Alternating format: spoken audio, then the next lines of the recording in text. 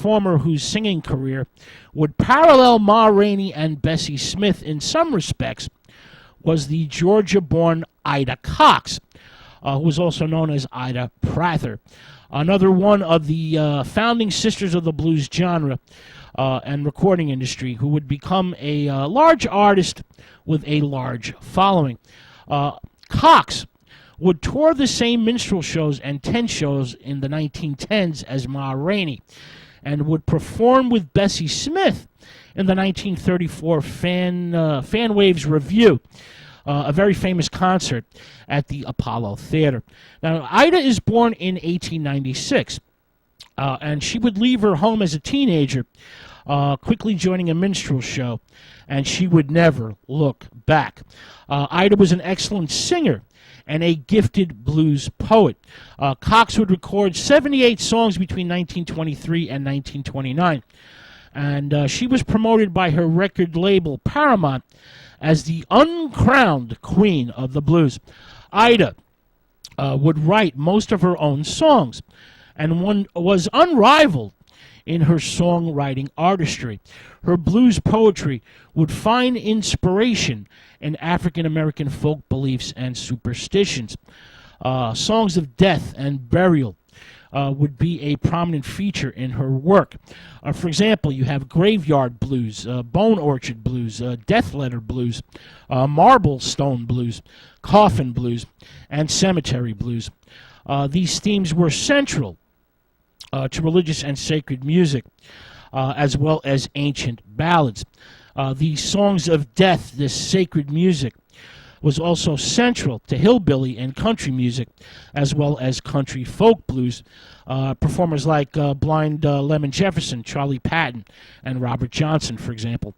Now, Ida Cox, the queen of the holy or sacred death blues subgenre, her blues was a type of devil music that celebrated the pleasures of the flesh, combined with sacred musical imagery that celebrated the release from worldly bondage. Her dualism is unsurpassed. She's a blues singer and a religious preacher. There's a mix of the sacred and the profane in her music. This mix of sacred and profane was born during the early years of the 19th century and the creation of separate black churches. There would be week-long revival meetings, enthusiastic camp meetings in wooded areas with constant preaching that was mixed with lots of praying, lots of singing, and lots of music. Worshippers were swept away by tides of mass religious ecstasy, and this music that was born from this would echo the excuse me, I seem to be a little tongue-tied. The music would echo the reverberations of faith and spiritual tradition. This would be transferred to the blues music. By the time the blues begins to take shape in the 1890s, African American sacred songs and religious services enter the embryonic blues genre. Churches would change rapidly and radically. Churches would shake with the sounds of primitive jazz bands. Trance states, speaking in tongues, biblical imagery would become mixed with music and become part of the folk blues tradition. Ida Cox music is infused with this religious, death, and spiritual imagery, and also celebrated the nightlife of New Orleans, as well as proto-feminism.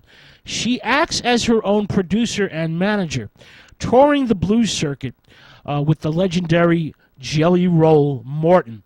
She would crisscross the country in her own touring companies, known as Raising Cain and Darktown Scandals, and was also a regular in New York City nightclubs and cafe society. Ida continued to record and perform during the Depression and would sing even into the World War II era, most notably in a historic 1939 concert at Carnegie Hall, From Spirituals to Swing. During these years, Cox utilized a variety of pseudonyms, names like Kate Lewis, Velma Bradley, and Julia Powers, and Jane Smith. She recorded under these names. Ida Cox suffers a stroke in 1945 and returns to the South, living with her daughter in Knoxville, Tennessee.